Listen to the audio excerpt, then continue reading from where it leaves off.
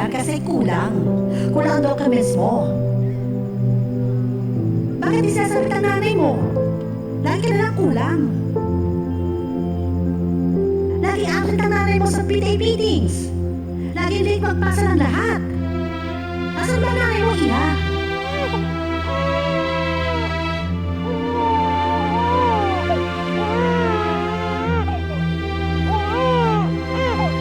Wala ka ng nanay, ha?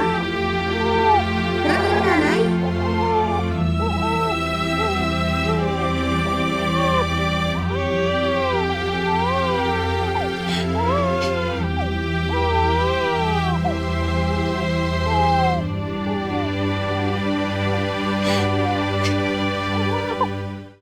Gusto ko lang matiran mo ako ng pagkain sa bahay. Pero kahit yun, hindi mo magawang gawin. May alam ko naman marunong ka naman kasi magluto. Kaya ko naman lahat, ma eh. Natutunan ko po lahat. Dahil nga lagi namang walang gumagawa para sa akin nun eh. Simula nung namatay si Daddy. May napabayaan ako, napabayaan mo ako. Kasi ano? Kasi kaya ko lahat. Simula nung nawala si Daddy, pati ikaw. Pati ikaw, iniwan mo ako. Kung ayaw mo na sa amin, hindi na namin ipipilit pa.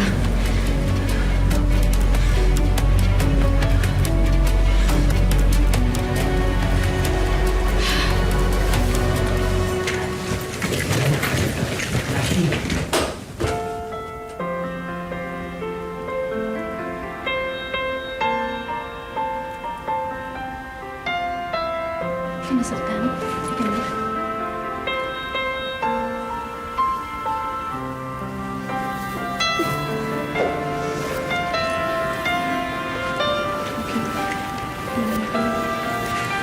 Sinasaktan?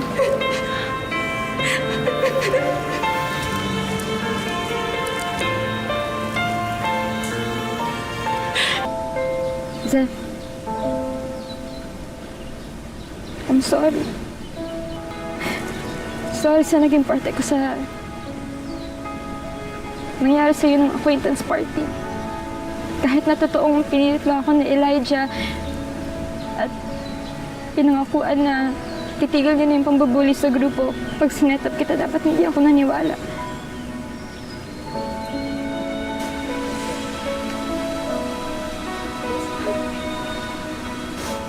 Pumayag ako kasi gusto ko kayong gantihan.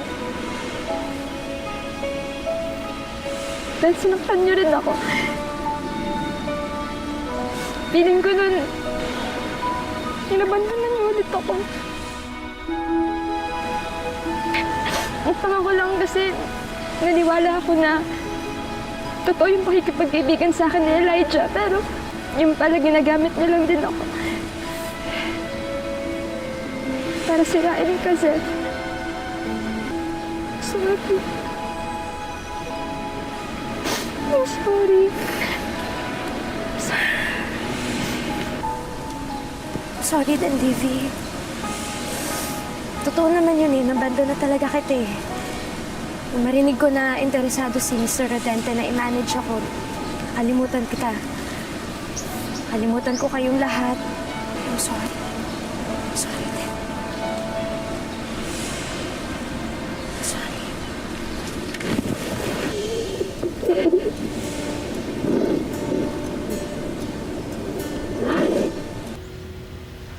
Noel, Ang kapal na mukha mong bumalik pa dito. Noel, Hindi. Akala mo, Nico. Pagkatapos mong takasan yung mga kasalanan mo dito, sa aming lahat, sa tingin mo matutuwa kami? Gusto mo magpa-fiesta pa kami nang sa wakas, magpaliwanag ka kung bakit bigla kang nang iwan. Noel, I'm sorry.